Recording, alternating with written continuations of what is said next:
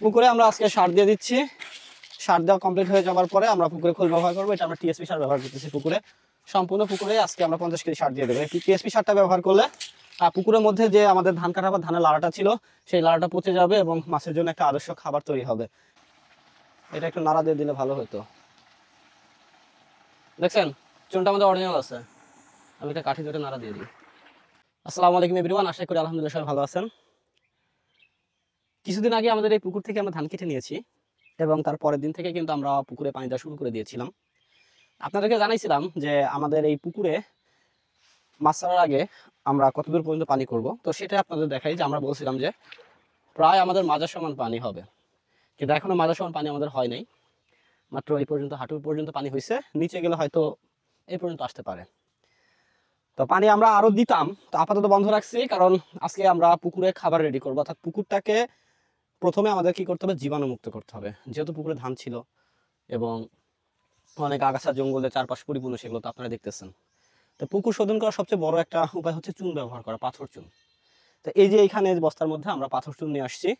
এখানে এক বস্তা চুন আছে আর কিছু পাত্র নিয়ে আসছি, এগুলোর মধ্যে আমরা চুনটা গুলাবো। আর এই পাশটাতে আমরা চুন দেওয়ার পরে পুকুরের খাদ্য তৈরির জন্য আমরা যেগুলো ব্যবহার করব সেটা হচ্ছে এই বস্তাতে আছে হচ্ছে টিএসপি সার আছে। এটা হচ্ছে মরক্কো টিএসপি আর একেবারে অরিজিনাল সরিষার খোল। আমরা এই খোলগুলো নিয়ে আসছি। এখানে 50 কেজি সার আছে এবং 50 কেজি খোল আছে। পুরা পুকুরের আমরা এগুলো আজকে ছিটাবো। প্রথমে আমরা চুন দিব, চুন দেওয়ার পরে আমরা এগুলো দিব পুকুরের মধ্যে। প্রচন্ড গরম পড়তেছে, হয়তো বিকেলে আবার বৃষ্টি হবে, আর কন্টিনিউ কিন্তু কিছুদিন বৃষ্টি হচ্ছে। আমি একটা জিনিস দেখাই যে আমরা পুকুরের সার এবং খোল এখন কেন ব্যবহার করব। প্রথমে মাছ ছাড়ার আগেই বিষয়টা আপনারা দেখেন যে ভিতরে একটু লক্ষ্য করে দেখবেন, পানির মধ্যে দেখা যাচ্ছে যে এই যে কালো কালো ধানের লাড়াগুলো, অর্থাৎ ধান কাটার পর ধানের গাছে যে অবশিষ্ট অংশ ছিল এগুলো কিন্তু পানির মধ্যে রয়ে গেছে। আমরা যদি সার এবং খোল একসাথে ব্যবহার করি এগুলো খুব দ্রুত পচে যাবে এবং পুকুরে এমন একটা খাবার তৈরি হবে, প্রাকৃতিক খাবার তৈরি হবে, যেটা আপনার মাছ ছাড়ার পরে 1 মাস থেকে 1.5 মাস এই পুকুরে আমাদের কোনো খাবার ব্যবহার করতে হবে না। এটা কিন্তু আমাদের বড় একটা প্রফিট। আর আরেকটা মজার একটা বিষয় দেখেন আপনারা, ভিতরে দেখা যাচ্ছে যে ওই যে ধানের গাছ বের হয়ে গেছে। ধান ওঠানোর সময় এখানে প্রচুর পরিমাণে ধান খুলে খুলে পড়ে গেছিল ধানের বাইল থেকে। তো সেই ধানের গাছগুলো কিন্তু এখন স্পষ্ট দেখা যাচ্ছে, পানির মধ্যে ধানের চারা হয়ে গেছে। এখন আমরা আমাদের পুকুরে আগে চুন দেওয়ার ব্যবস্থা করি, তারপরে আমরা সার এবং খোল দিয়ে দেবো পুকুরে। আর এই হচ্ছে পুকুরের চারপাশের অবস্থা। আর কিছু আপডেট ভিডিও আরও অনেক কিছু আছে যেগুলো এখনো দেখানো হয়নি, আমরা পর্যায়ক্রমিকভাবে আপনাদেরকে দেখাবো। তবে আজকে বলে রাখি, পুকুরের পাড় দিয়ে যে মাছগুলো করা আছে, মাছের থেকে তো আমরা এখন কন্টিনিউ লাভ বেচেকেনা করতেছি আলহামদুলিল্লাহ। এবং অলরেডি কিন্তু আমাদের এই পুকুরের পাড় দিয়ে নতুন করে মাদা তৈরি করা হয়ে গেছে, যেখানে আমরা নাবি করে ধুন্দুল এবং ঝিঙা লাগাবো। সেটা আপনাদেরকে কিন্তু বলছিলাম, যেহেতু আমরা একটা লেট ভ্যারাইটি নিয়ে কাজ করবো এবছর। তো চলুন আগে আমরা চুনটা গুলায় দেখি কি অবস্থা। পাথর চুন তো আনছে, এখন পাথর চুনের অ্যাকশনটা কি সেটা এখন আমি আপনাদেরকে দেখানোর চেষ্টা করি। যদি চুনটা অরিজিনাল পাথর চুন হয় তাহলে প্রচন্ড হিট হয়ে যাবে পানি, সেটা এখন আমি আপনাদেরকে দেখাবো। পুকুরের পানির পিএইচের মানকে নিয়ন্ত্রণ করার জন্য এবং মাটির পিএইচের মানকে নিয়ন্ত্রণ করার জন্য চুন হচ্ছে সর্বোৎকৃষ্ট একটা উপাদান, যেটা আমরা আমাদের এই পুকুরে আজকে ব্যবহার করব। তো আমরা চুন নিয়ে আসছি, পাথর চুন অরিজিনাল যে পাথর চুন দেখা যাচ্ছে। এটা আগে এই পাত্রে কিন্তু গোলা নিতে হবে, সরাসরি চুন কিন্তু পুকুরে ব্যবহার করা যাবে না, তাহলে সমস্যা হবে। এটা আগে পানিতে গোলা নিতে হবে একটা আলাদা পাত্রে, কারণ এটা প্রচন্ড গরম হয়। আমি একটু ঢেলে দেখাই আপনাদের। এই যে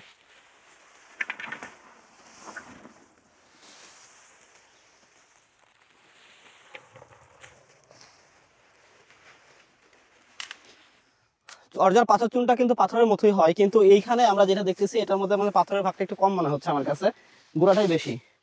যাই হোক, এটা মুখের মধ্যে গেলে কাশি হয় প্রচন্ড, নাক মুখ বন্ধ হয়ে যায়, নিঃশ্বাস ফল করার মতো একটা অবস্থা। যাই হোক, এই যে এখন এই চুনের মধ্যে আমরা পানি দিয়ে দিব।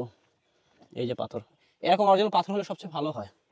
তো এটাই যেহেতু পাইছি আপাতত, চুনটা আমার ভ্যানওয়ালা দিয়ে আনাইছি, আমি ছিলাম না, যার কারণে মনে হয় ভালো চুনটা দিতে পারেনি, কিন্তু এটা আরও পাথর হওয়ার দরকার ছিল। পানি দিয়ে দিই। এখন দেখবেন যদি অরিজিনাল পাথর চুন হয়ে থাকে কিভাবে টকবক করে ফুটবে, এটা দেখবেন। পাথর চুন অরিজিনাল না হলে কিন্তু ফুটবে না।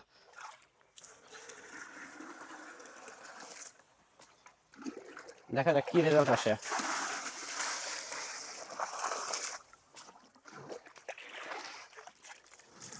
আর এই চুন গুলানোর সময় অবশ্যই মাটির পাত্র ব্যবহার করবেন। মাটির পাত্র না হলে কিন্তু, যে প্লাস্টিকের পাত্র টাত্র হলে এই পাত্র কিন্তু গরম হয়ে গলে যাবে, নষ্ট হয়ে যাবে। কোনো সিলভার, অ্যালুমিনিয়াম এগুলো ব্যবহার করবেন না, সবসময় চেষ্টা করবেন এইভাবে চারি বা এরকম মাটির কুলা ব্যবহার করার জন্য। তো এই যে অলরেডি বিক্রিয়া শুরু হয়ে গেছে, পানির সাথে চুনের বিক্রিয়া চলতেছে। আশা করি মনে হয় চুনটা ভালো হবে। তার মানে গুঁড়াটাই আলাদা অবস্থা করছিল। দেখা যাক কি হয়, আমরা 1 মিনিট অপেক্ষা করলে বুঝতে পারবো চুন টকবক করে ফুটতে থাকবে, তাহলে বুঝবো যে আসলে আমাদের এই চুনটা অরিজিনাল ছিল। আপনারা মনে শব্দ পাচ্ছেন, বুদবুদের শব্দ হচ্ছে, এটাও কিছুক্ষণের মধ্যে ফোটা শুরু করবে। একটু খেয়াল করেন, ফুটতেছে, দেখেন কিভাবে ফুটতেছে। মাই গড, খেয়াল করেন। আমরা একটু পানি দিয়ে দিই, পানি কম হয়ে গেছে এটার মধ্যে। খোল এবং সার আজকে পুকুরে আমরা কমপ্লিটলি দিয়ে দেওয়ার পরে আগামীকালকে চুনটা যখন ঠান্ডা হয়ে যাবে তখন আমরা পুরো পুকুরে চুন ছিটাই দিব। তো দেওয়ার পরে আমরা পুকুরটা এভাবে 10 থেকে 15 দিন রেখে দিব। রেখে দেওয়ার পরে কিন্তু আমরা পুকুরে টেস্টিং মাছ দেবো এবং পরবর্তীতে মাছ ছেড়ে দেবো। আর এই যে আশেপাশে যে জঙ্গলগুলো দেখা যাচ্ছে, যে আগাছাগুলো দেখা যাচ্ছে, এগুলোতে আগামীকালকে আমরা প্যারাকোয়াট স্প্রে করে দিব, যাতে এই আগাছাগুলো সব মরে যায়, আমাদের পুকুরের পাড়টাও যেন খুব সুন্দর পরিষ্কার হয়ে যায়। সবকিছু আপনারা দেখতে পাবেন পর্যায়ক্রমিকভাবে ইনশাল্লাহ।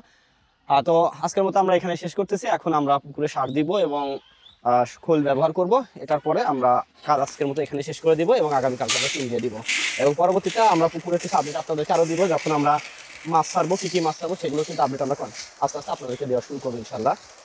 তো সকলে ভালো থাকবেন, আর যদি কোনো পরামর্শ দেওয়ার থাকে কমেন্টের মাধ্যমে জানাবেন, কারণ এসব বিষয় যেহেতু আমি একেবারে নতুন, অনেক ভুলভ্রান্তি আমার হতে পারে, আমি এতটা অভিজ্ঞ না। আপনাদের যদি কারো কোনো পরামর্শ থাকে যে ভাই এইভাবে কাজ থেকে ওইভাবে কাজ করলে ভালো হয়, অবশ্যই আপনারা কাইন্ডলি আমাকে কমেন্টের মাধ্যমে জানাবেন, কারণ আপনাদের সাপোর্টটা আমার বিশেষ দরকার। কারণ আমি একাই তো সব কিছু জানি না, আমাকে তো জানতে হবে, জ্ঞান নিতে হবে, কারণ অনেক ছোটো ছোটো ভুল থেকে মানুষ অনেক কিছু শিখে। তো আমিও ভুলের ঊর্ধ্বে না। তো আপনারা আমাকে অবশ্যই হেল্প করবেন, সাপোর্ট করবেন, আর যদি কোনো পরামর্শ দেওয়া থাকে অবশ্যই আপনারা আমাকে পরামর্শ দিবেন। সবাই ভালো থাকবেন, সকল সুস্থতা কামনা করে আজকের মতো আমরা এখানে শেষ করছি। আসসালামু আলাইকুম।